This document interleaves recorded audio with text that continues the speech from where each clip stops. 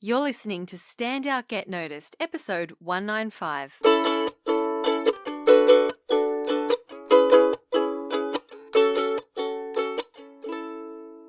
Hi there, Rockstar, and welcome to Stand Out Get Noticed.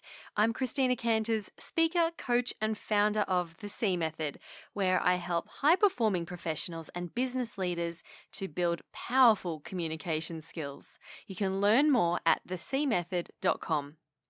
If you want to connect with our community and be in a supportive environment as you develop your confidence with speaking and communication, join our Facebook group, search for the group The C Method Rockstars, or go to thecmethod.com/community. We can't wait to meet you in the group. Now, have you ever had a bad boss or manager? Someone whose leadership was somewhat lacking or non-existent? I think we all have, really, at some stage, right? And I want you to have a think about how it impacted your experience at work. You most likely felt underappreciated, overworked, maybe you felt like you didn't belong, like your work didn't matter, and you probably ended up feeling deeply unsatisfied and unhappy. Now, this is exactly what happened to Lisa Wiking, who is my guest this week on the show. Lisa experienced very poor leadership when she first entered the workforce. And when her manager was moved on and she took their place, she was determined to be a great leader for her team. And as a result of her efforts, the business she was a part of made an incredible turnaround. Now, 18 years on, and Lisa is an author, a coach, and a trainer, and she's passionate about helping small business owners and leaders to build, improve, and maintain a positive working culture to increase staff morale, staff retention, customer retention, productivity, and ultimately profitability. You can find more about the work she does at lisawiking.com. That's Wiking spelled Wiking. Now, I saw Lisa speak at a conference I was emceeing, and I remember being so drawn to her passion and her genuine desire to add value and make a difference. So I asked her to be a guest on the show, and we had a great conversation. And in this chat, we talk about why people's happiness at work is so important for business success and the leader's role in that. We talk about how to inspire people to want to come to work and do a good job. And she also shares what to communicate to your team to inspire them. And these are the foundations for great leadership. So if you lead a team or you aspire to leading a team, this one's for you. Doesn't matter if you are a business owner growing a small team or if you're in the corporate space growing a larger team, it's all relevant to you. Show notes will be at thecmethod.com/195. Okay, are you ready to meet the fabulous Lisa Wiking? Let's do it. My first question to her was, where does your passion for helping people to be great leaders and create positive working cultures come from? Here's Lisa. My passion comes from the pain of experiencing poor leadership. I set out in my career in the job of my dreams. I was so excited to be in a job that I really was passionate about and I wanted to do well in. And I dressed for the occasion of the interview and I was successful with the interview. And I got into the job and I was learning the ropes. And this job was like learning a whole new language. And that was hard enough in itself. But then to add to that, I didn't know whether I would be spoken to that day or not, or whether I would just be ignored, or whether I would be ridiculed, or feel like I was to blame for the lack of performance of the business. Or, there was so many different things where I would literally go home crying almost every night. And my dad, I love him. He gave me the best advice. And he said, don't quit on a bad day, quit on a good day. If you still don't like it on a good day, then you know you can quit. And so for that reason, I didn't resign. It was 18 months of hell, I guess, of being in a work environment that was horrible. But when she wasn't there, I loved it. So So this was just your manager. yes, my Was manager, horrible. Okay. yes. And so it was, I loved the job, but I just didn't like the environment. And she's not a bad person, but just her inability to lead or to run a business was, obviously quite problematic for all of us. And so 18 months into it, the whole team had resigned. Everyone had left except for me. She and the second in charge were moved on, and so it was just me left in this business. And so I thought, well, I was going to apply for the second in charge position, and I thought, no, why don't I just apply for the manager's position and see how we go? And there was nobody else, so it wasn't for performance or anything. I got it purely out of there being nobody else to do it, and so I was given this role. My The leader at the time, then the area leader, she said, "You've got 3 months to prove yourself," and at that stage, I had to do all the recruitment and everything, and so my skills and leadership skills were fairly non-existent. But what I did know is how not to do it. I'd learned how not to do it, and I knew that the performance of my team was going to be dependent on how good they felt. And so my questions in the recruitment was, do you know how to have fun? And don't judge me on this, but do you barrack for Collingwood? I don't barrack for Collingwood anymore. But that was just to demonstrate my lack of any kind of skill when it comes to interviewing or leadership. And so with that, I built a team around me, all had no experience. And we, in that first 12 months, we turned the business around almost $150,000. And Wow. I was almost shocked that just that change. The business beforehand had lots of experienced people, whereas we were not experienced at all. But what we did is we had fun. And so we had, great customers. They loved coming in to see us, and we had fun. And that was the result. And it was then that my passion for good leadership was born, because I knew how horrible it felt to be in an environment where it was awful. And I also knew the power that I held as a leader to making my team feel valued, appreciated. And then the payoff out of that I got from that was that we had an amazing year, and we were one of the most successful businesses in the whole company. So from Mm. that, I was hooked then, and so I did that a number of times over.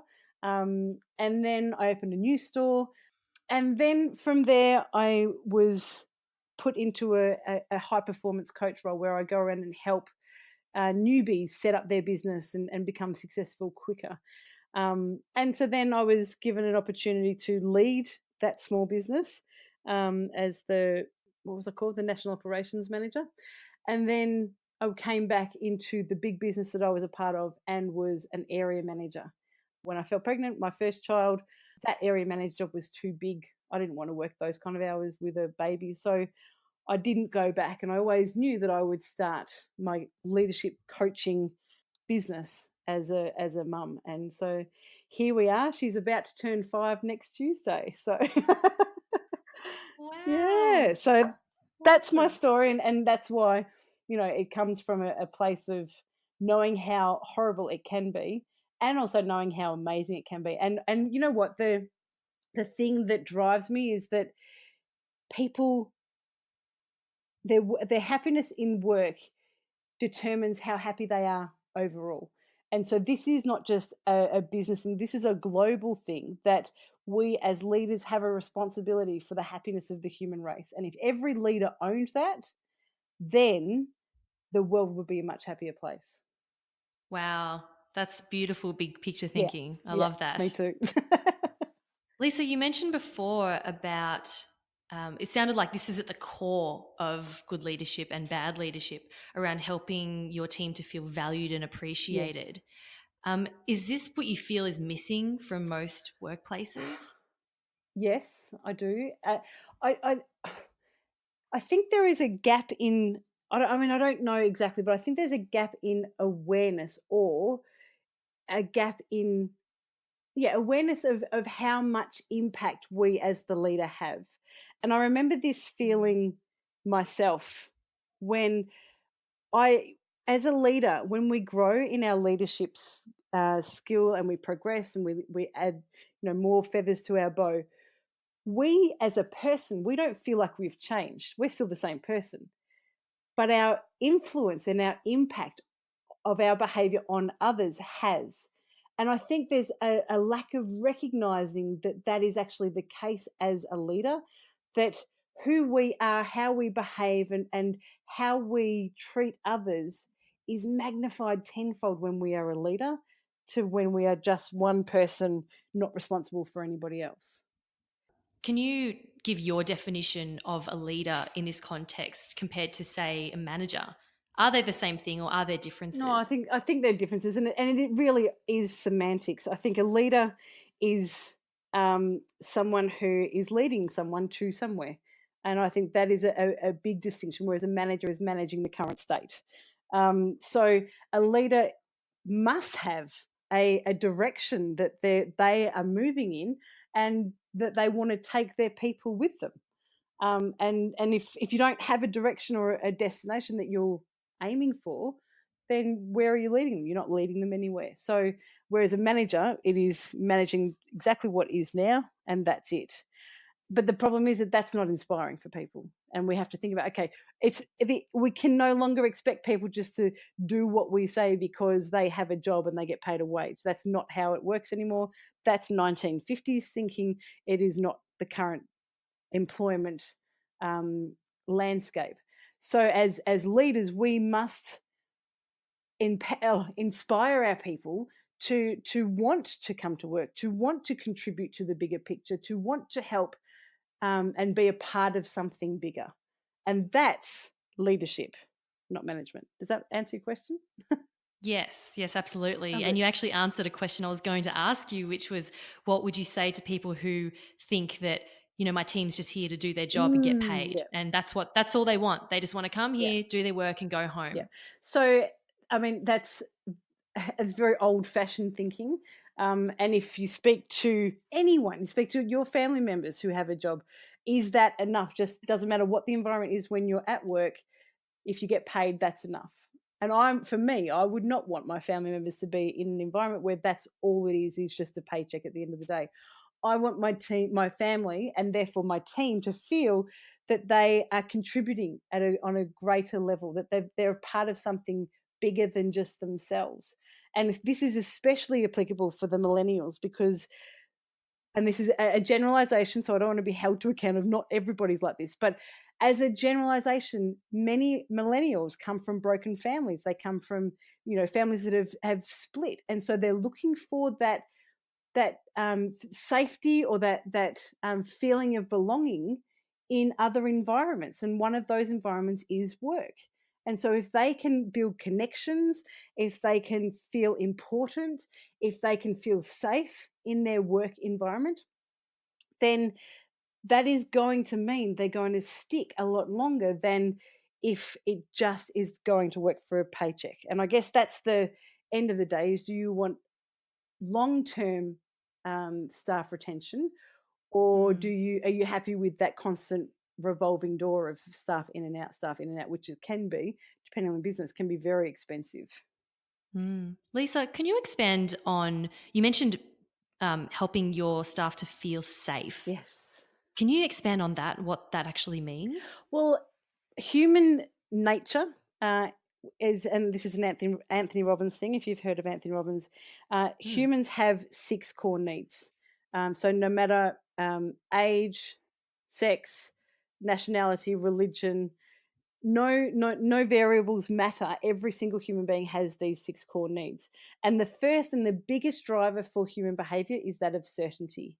And so we as people, as humans, need to feel that we have certainty within our environment, and that in a work environment that looks like certainty of what is expected of us, certainty of we know how and what we need to do to be successful, certainty that we've got the skill set, certainty that we have a leader who, or a manager who, is consistent in moods and not up and down, certainty that we know when the meetings are going to happen and then can be prepared and not just have them sprung on us at the drop of a hat.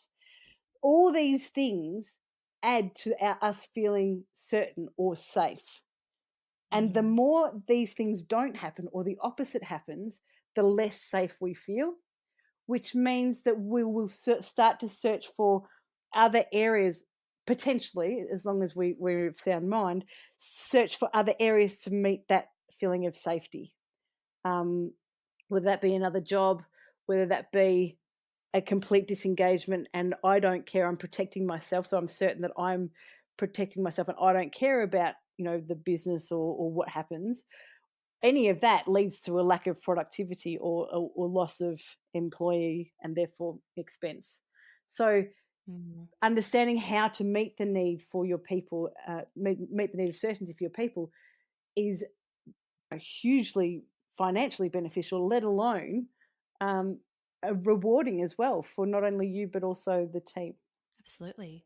And what if you're a business owner? I know we're talking mostly around, corporate professionals here, but I'm Yeah. curious if you're a business owner growing a team, but you're not at the stage where you're hiring full time yet, but maybe you're growing a team of contractors. How do you provide that certainty and safety for them? Exactly the same way. So Okay. they still need to know what is expected of them. They still need to know how to be successful, so what their role is. They need to know if and when there's going to be meetings, and they need to know that if something goes wrong, that you've got their back. So as the business owner, you've got their back, and will help them, support them to to fix or to progress from where they are. That's a great point around, especially around the safety part of when people make a mistake, Yes. they feel safe that you're there to support them Yeah. and you're not going to blame them or make them feel worse about themselves. Yes, I don't know whether have you heard about the story? I think it was IBM. Is it Bill Gates? Is he IBM? Just from memory, I think it's Microsoft. Microsoft. Sorry, Microsoft is what I was thinking of. Thank you. So the story of Bill Gates had a Microsoft employee come to him, and he was handing in his resignation as he just made a mistake that cost the business $1 million. And so he handed the letter to Bill Gates, and Bill Gates responded with, "What's this?" And he said, "It's my resignation. Obviously, I've cost the company a significant amount of money." He said, "You were not going anywhere. I've just invested $1 million in your education." And so that way of approaching it is as long as there is a learning as a result, it's a valuable investment. The time it becomes a cost or an expense is when nobody learns anything. Hey Rockstar, if you're a regular listener, you'll know that my next 8-week online group coaching program for professional women starts very soon. That is February 6th.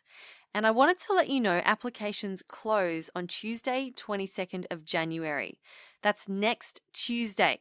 So if you want to be recognized at work, speak up and be heard, make a bigger impact, have more confidence when public speaking, and influence and engage your colleagues and stakeholders, and reach the level of success you desire and deserve, there's a lot of things there, then this is the program for you, my friend. Go to thecmethod.com/group coaching for more information and to apply. But you must apply by Tuesday, 22nd of January if you want to be considered for this next round, which starts February 6th. That link again is thecmethod.com/group coaching. We'll set up a discovery call to explore if the program is a fit for you. Now, the call is free and there's no obligation at all to sign up. Not at all. We're simply exploring your goals, your aspirations, your challenges, and whether the program is a fit for you. Okay, I look forward to speaking with you. All right, back to the show. So these skills that you're talking about, and from all the work that you've done with people, helping them to develop these strong leadership skills, is it something that people can learn, or are some people it's just not in their nature to behave that way? Well, I think there's a combination. I think there are people who have natural leadership skill, and that's just how it is. But then I 100% wholeheartedly believe that leadership can be taught. And in fact, the book that I wrote, Leadership Skills Reduce the Bills, is very much about the actionable steps on how to build leadership into your daily business or daily work that you do.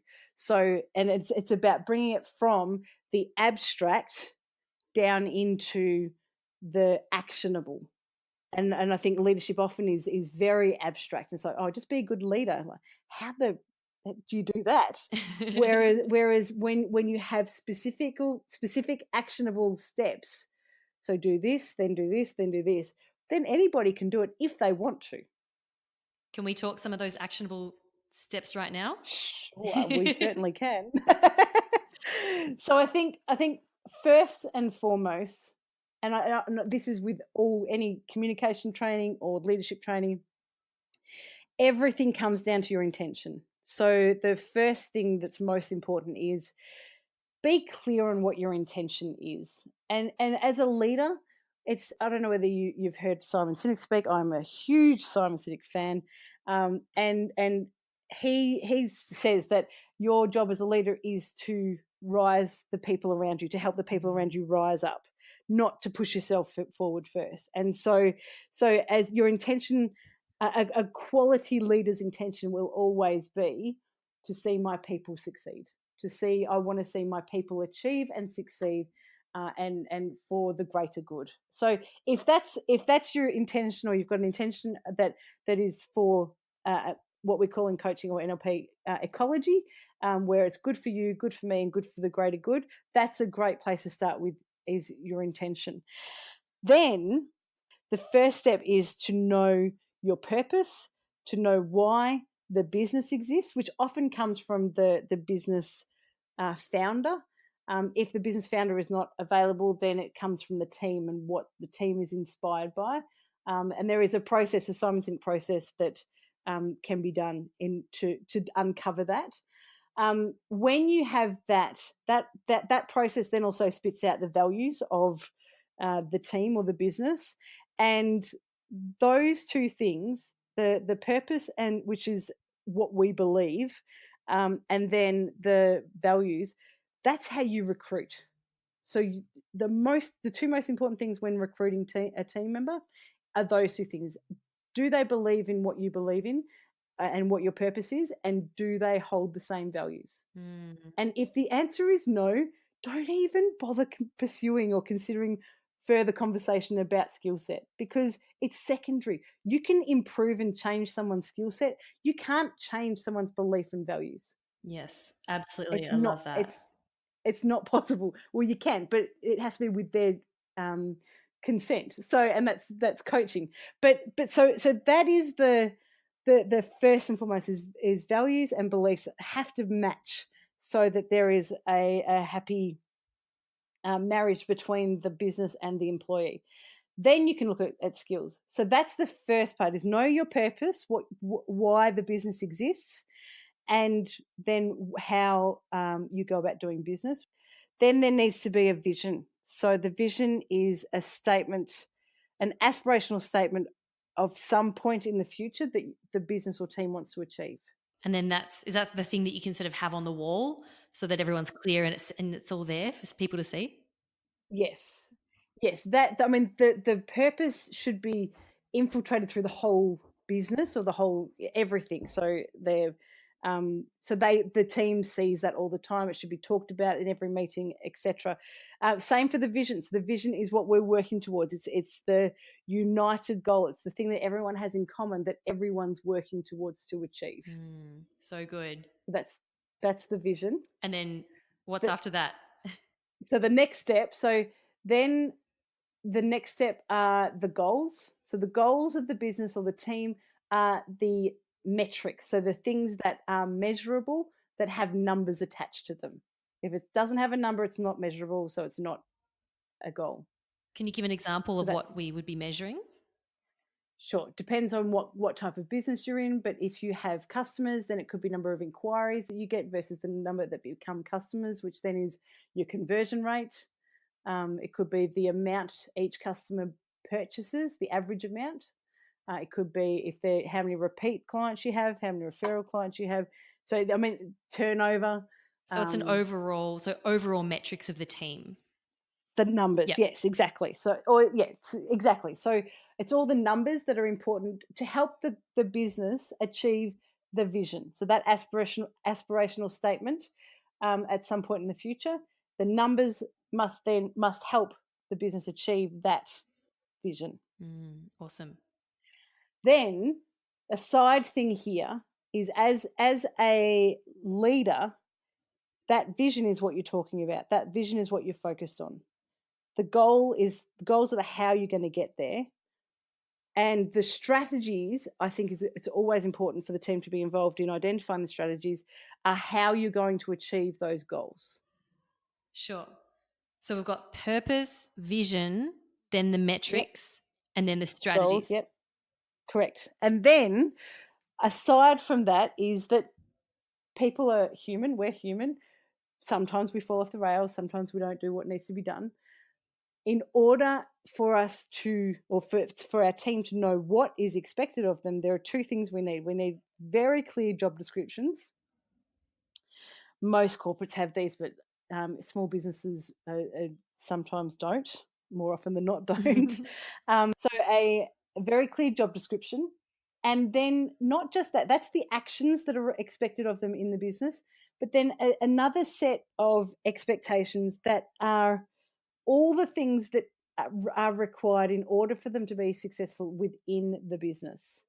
Now, I often say that this is a case of the business owner or leader making a list of everything that annoys them. I usually do a bit of swearing there, but I won't do it in this special environment. Everything that annoys them is make a list and then and depending on how, I mean, there's a process of this as well. So it depends on how much time you can give this.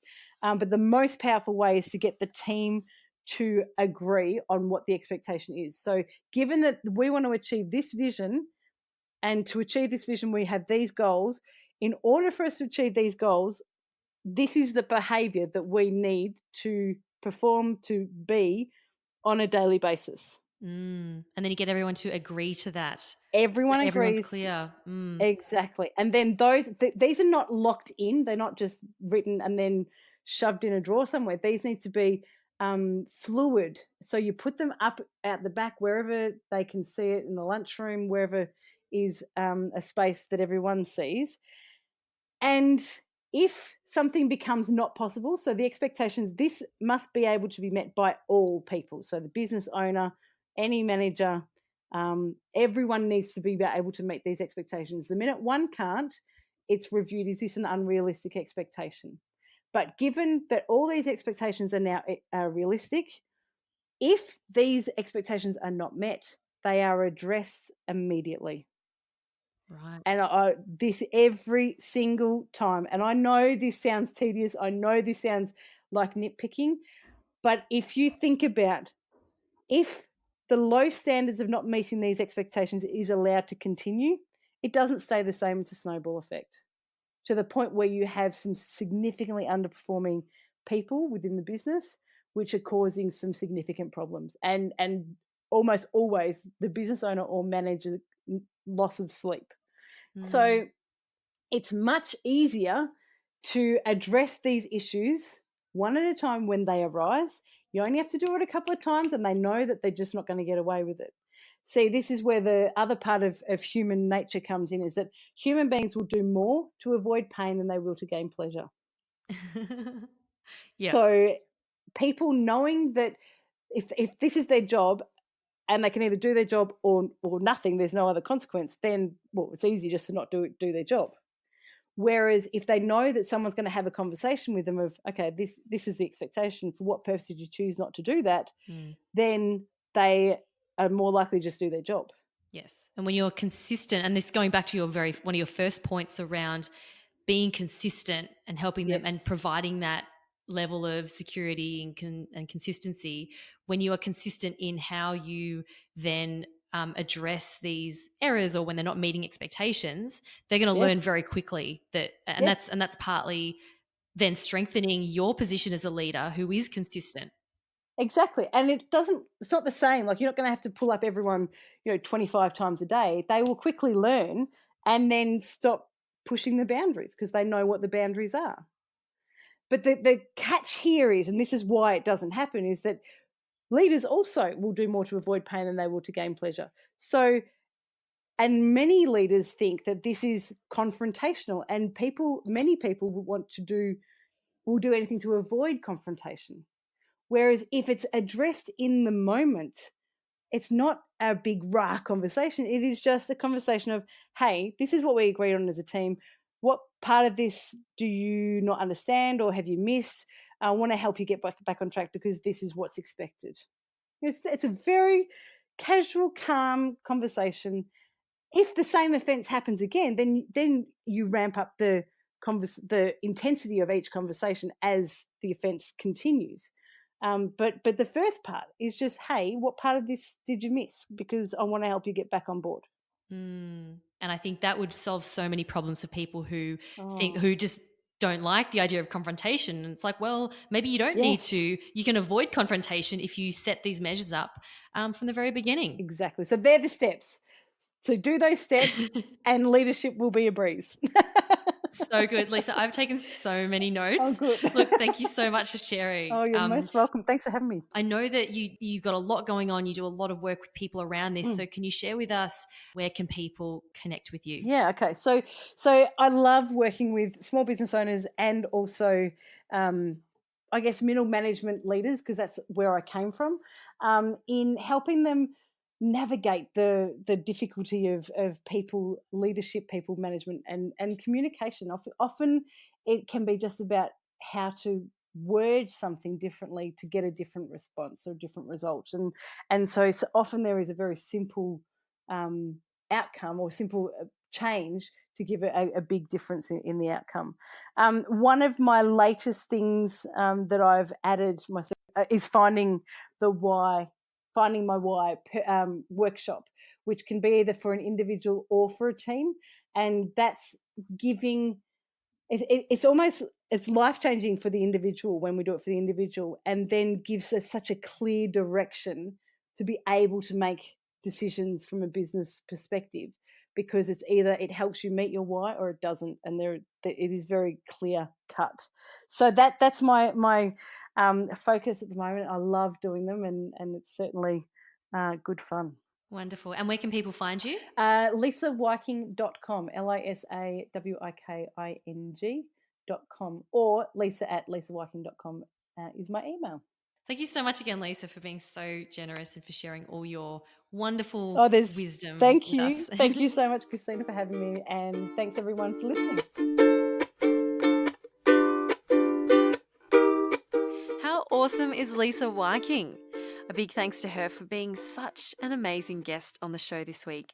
You can find out more about what she does at lisawiking.com, or simply visit the show notes at thecmethod.com/195.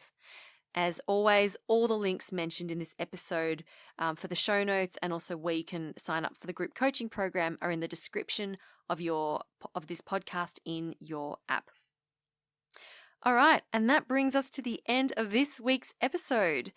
Don't forget to apply for the group coaching program if this is something you are really interested in learning more about. Go to thecmethod.com/group coaching. Keep on being awesome, and I'll talk to you next week. My name's Christina Canters, and this has been Stand Out, Get Noticed.